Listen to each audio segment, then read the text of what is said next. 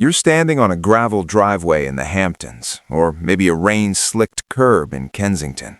It's 3 a.m., and the only sound is the hum of a high-voltage security fence and the wind through the manicured hedges. You aren't chasing terrorists through Istanbul or jumping out of planes. You're wearing a tailored black suit that costs more than your first car, but to the person living inside that mansion, you are part of the architecture.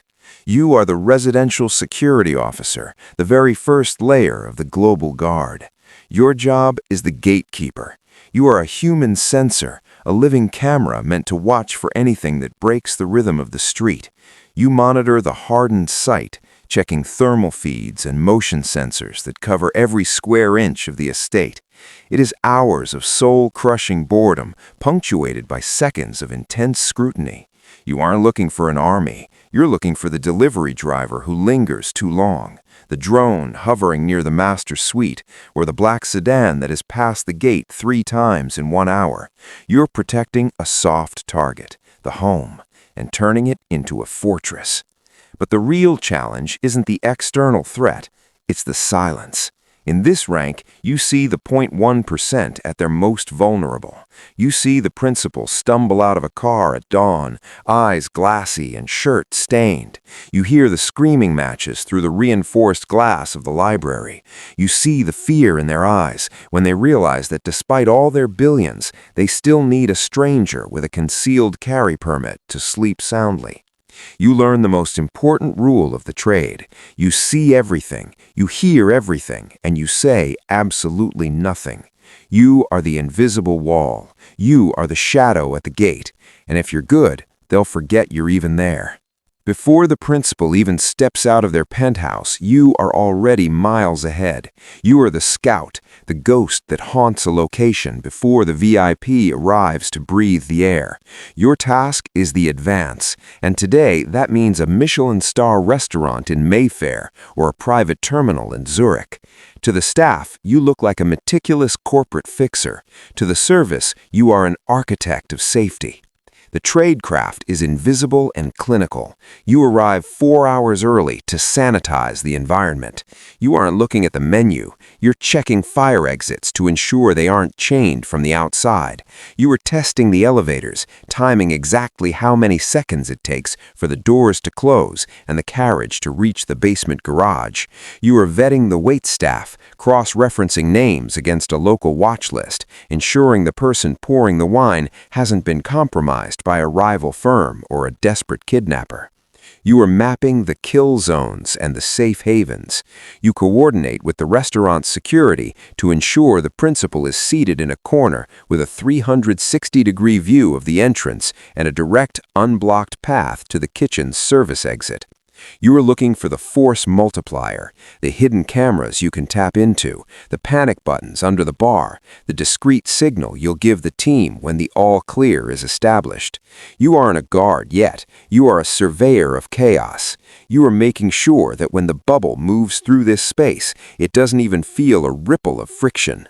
This is the face of the industry the world recognizes, but nobody truly understands. You are the close protection officer, the bodyguard in the dark suit and the acoustic earpiece. You are the immediate physical barrier between the principal and a world that wants a piece of them. Your position is precise, almost mathematical. 2 steps behind, 1 step to the side. You are close enough to react in a heartbeat, but far enough to remain a professional silhouette. You are the human manifestation of the bubble. The core of this rank isn't muscle, it's a mental skill that never sleeps. You are reading a room in 3 seconds every time you transition from a vehicle to a lobby or a gala. You aren't looking at the celebrities, you're looking at their hands. You're scanning for the pre-attack indicators, the person sweating in a cold room, the nervous glance toward the exit, the individual whose posture doesn't match the environment. You are identifying the threat while it's still just a shadow in the corner, long before a hand even reaches for a pocket. You operate in a state of relaxed readiness, a gray man in a tuxedo who can turn into a kinetic weapon in less than a second.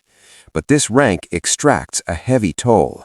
The contract you signed isn't just for your time, it's for your biology. You have accepted the ultimate trade. Your life belongs to theirs. If the perimeter fails and the air turns leaden with gunfire, you don't take cover. You become the cover. You are the extraction plan's physical shield. You are the person who steps into the line of fire so the money can keep moving.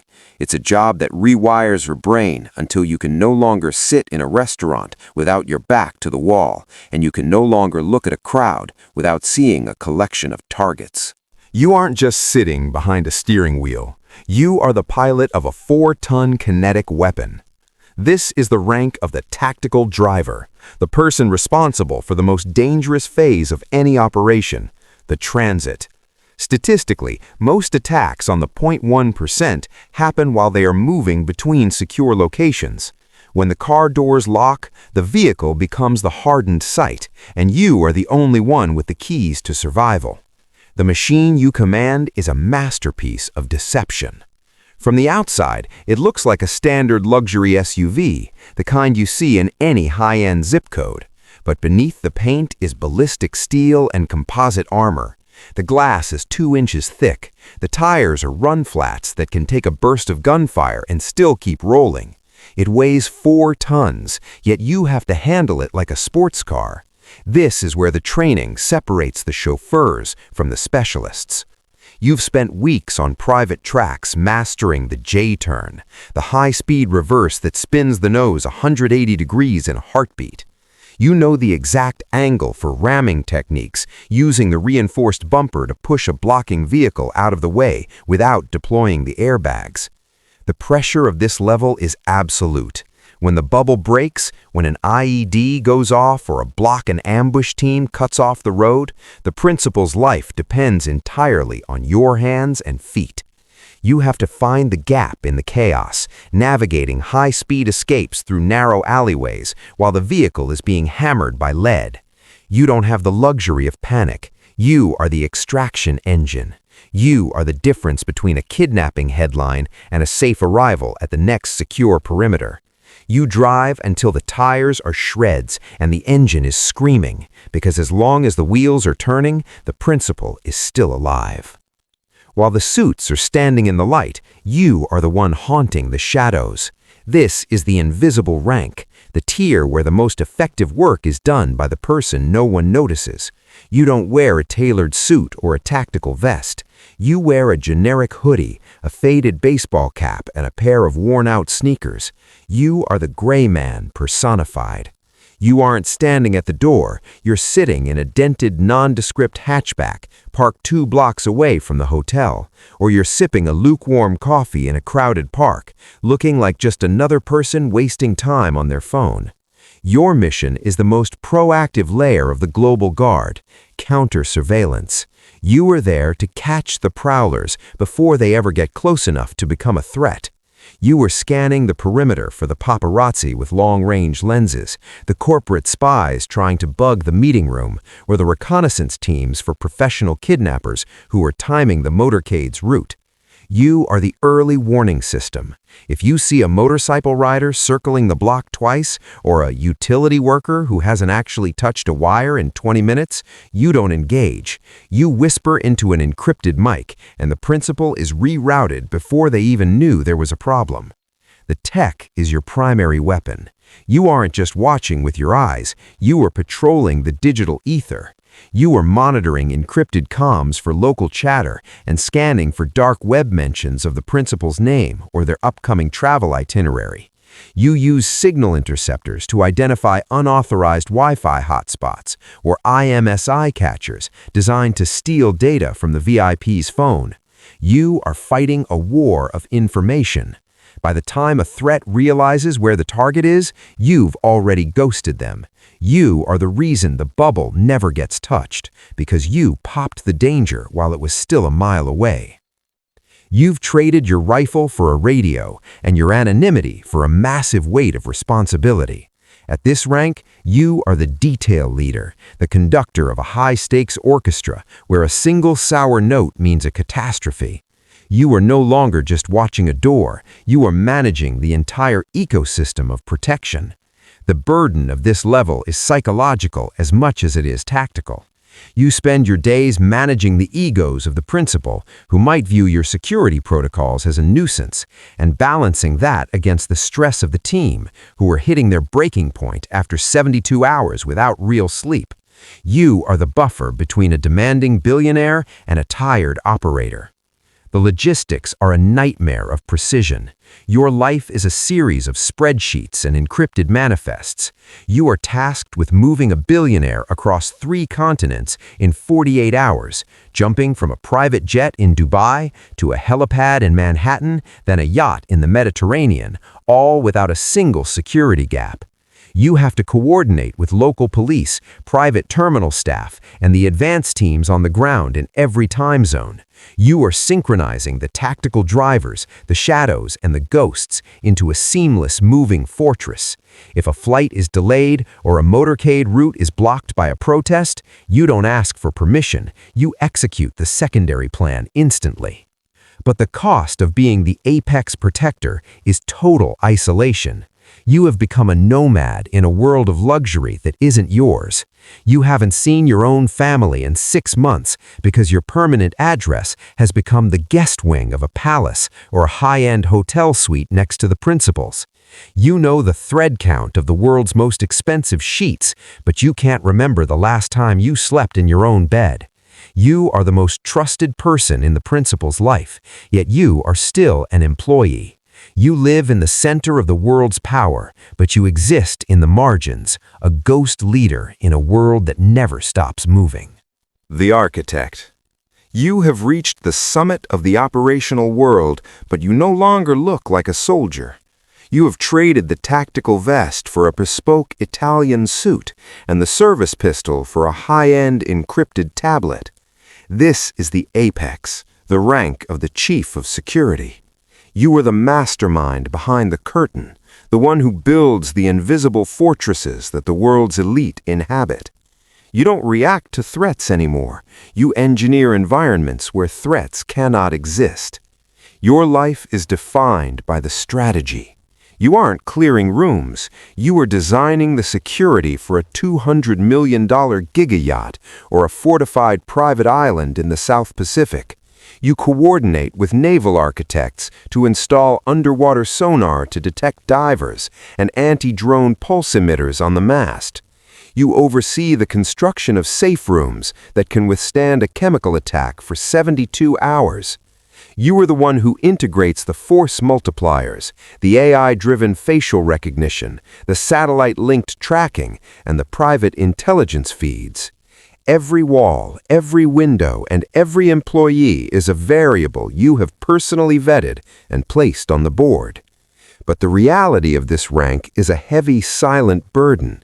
You are no longer just an employee. You are the principal's most trusted advisor. You are the one they call when a scandal needs to be buried or a rival needs to be neutralized before they can strike. You are the keeper of the black box. You know where the bodies are buried, the offshore accounts, the illicit affairs, the corporate espionage that built the empire. You have become a gatekeeper of secrets as much as a gatekeeper of lives.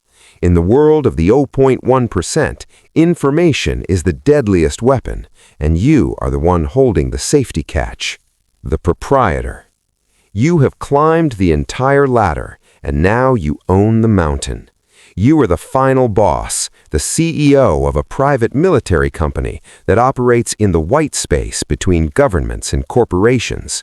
You no longer stand at the gate, and you no longer design the yacht. You own the people who do. Your office is a quiet, soundproofed room in Virginia, Zurich, or Dubai, and your Rolodex is a map of global power. Your clients are kings, tech giants, and dictators, the men and women who don't just live in the world, but own the pieces of it. Your signature is the invisible ink of modern history. You are signing contracts that have no expiration date, agreements that involve deniable security for mineral mines in war zones, or 24/7 protection for a royal family in exile. These aren't just business deals, they are blood oaths backed by non-disclosure agreements that carry the weight of a prison sentence. You provide the extraction teams that vanish before the local police arrive, and you deploy the ghosts who influence elections from a server room. You are the architect of a private army that is more efficient, more expensive, and more loyal than any National Guard. As the sun sets over the city you helped secure, you reach the final closing. You look at the sprawling metropolis below and realize the fundamental truth of the 0.1%. In this world, safety isn't a right, it's a product. It is a commodity bought, sold, and traded in the dark. You are the ultimate supplier of peace of mind. You are the invisible hand that keeps the elite in their towers and the chaos at the doorstep. The green ink on your desk is dry, the contracts are filed, and the world keeps turning because you get paid to make sure nothing stops it. The hierarchy is complete. You are the global guard.